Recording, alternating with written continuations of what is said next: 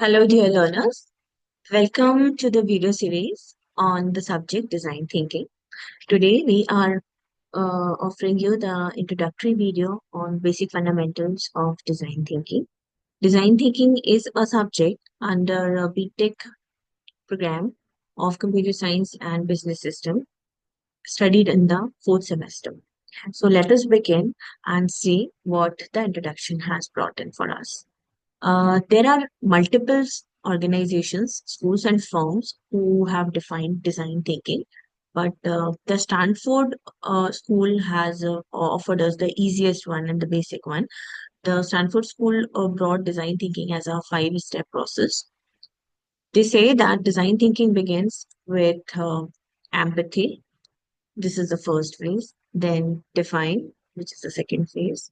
Then we move on to ideate. Ideate is the third phase. Then prototype. Prototyping of the design is the fourth phase. And test is the final phase or the last phase of design thinking. Hence, we say that design thinking is a five-step process. Let us dive deeper into a detailed definition of these phases. The first phase is empathy. Empathy means to develop human-centered design. This is the very important principle of design thinking. The approaches under design thinking should be user-centric. They should always be concerned with the thought process, with the need, with the problem of the user. The second phase is define phase. Define phase refers to synthesizing a clear and a specific problem statement, which means that it should be very clear and the problem statement should cover the why and how of the proposed solution. Why are we designing the solution and how it will offer the features to overcome the problem of the user. The third phase is the ideate phase. From the pool of ideas, we analyze the best ideas and we develop the potential solutions. We cover these phases, all these phases in a step one after two.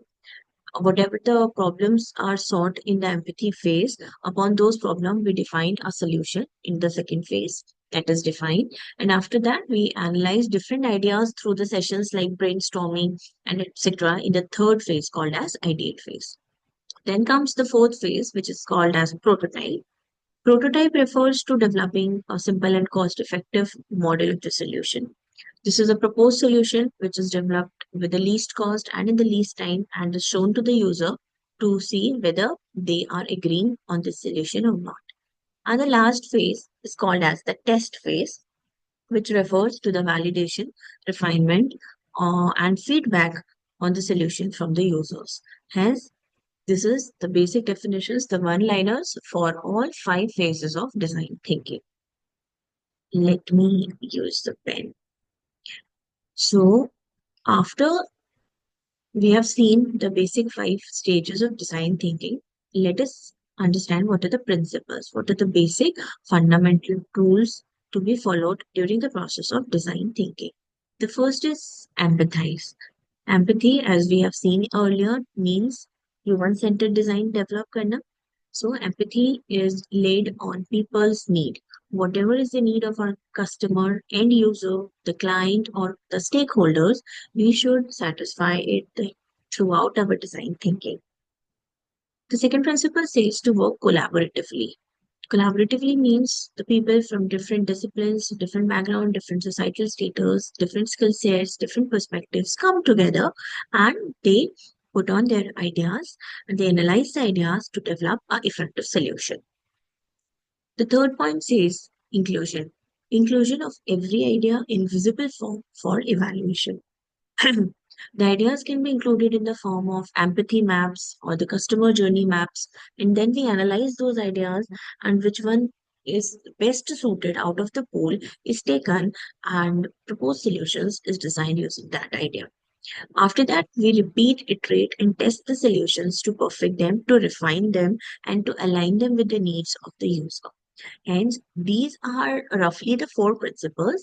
We can elaborate them further in using new terms and definitions. But the core is to always remember these 4 points and follow them at all stages.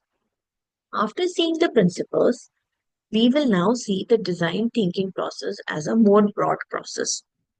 Dear learners, the starting phases of design thinking are termed as design challenge, and the later phases are termed as the design solution. What happens in design challenge is we synthesize the problem space. Problem space refers to empathy phase and definition phase. This means to collect all the problems through the surveys, through interactions, through questionnaires from the end user, and to put yourself into the shoes of the end users, whatever their problem is, understand them very well and refine them so that you can formulate a problem statement.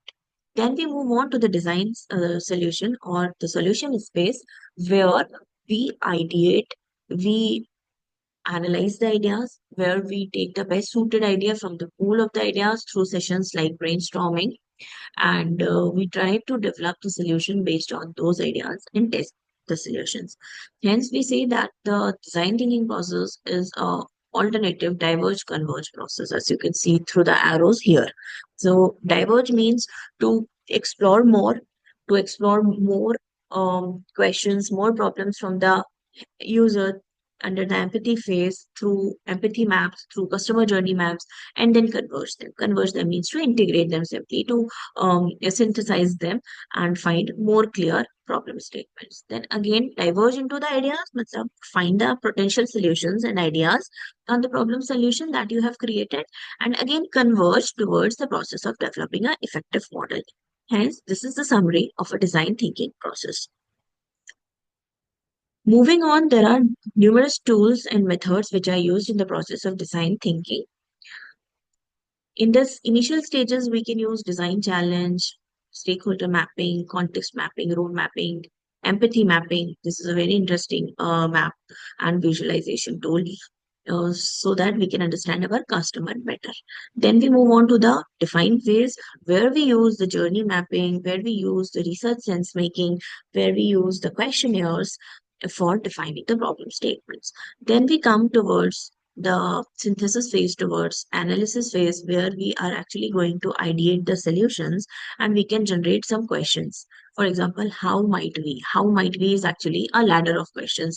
How can we make it effective? How can we improve the XYZ website? How can we improve the XYZ product, etc.? Then we have brainstorming sessions, think tank, think different sessions, etc. during the ideate phase. Affinity maybe is again a very interesting tool for design thinking. Then we move on towards the prototyping phase where we can develop the prototypes in the form of papers, in the form of low fidelity prototypes, in the form of digital prototypes. Here we also learn the term called as MVP, which is called as minimum viable product, which is created as a prototype of the solution. And then we move on towards the testing of the solution. Hence, the design thinking process, which actually is a iterative process, is taking care of all these tools which are shown on the upper line of the timeline. And we will be studying them in the coming videos, which I'll be bringing for you. Now we move on to see a problem state. Okay, here I have put an example. How might we improve the grocery shopping experience in a manner that positively impact the people and the environment? This grocery shopping situation is taken from a physical in-store shopping experience. So we can improve the shopping experience by playing soft and light music in the background in a store. We can keep the play area for the kids, and we can offer a certain more amenities to the people who are coming across the store. Similar Similarly, if we talk about an online experience, then we have to think of certain experiences, a good UI, and good UX, which we can provide to the customer. And the problem statement basically comes under the second phase of the design thinking, which is called as define. So what you are seeing is we are simply transitioned from seeing the fundamentals, then we are observing the second phase of design thinking. Let us take another example.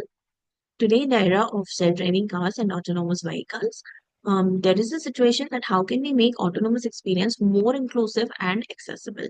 How we can improve this?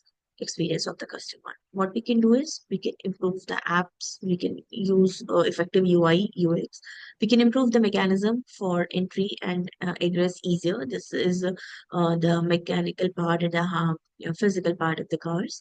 Then we can develop protocols for improving the safety of the car as the car is using AI models and machine learning approaches. Similarly, we can add new features to enhance the customer comforts.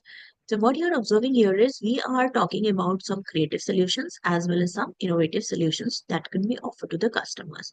So this part is taken care of during the define phase. We have to be both creative in our approaches as well as innovative.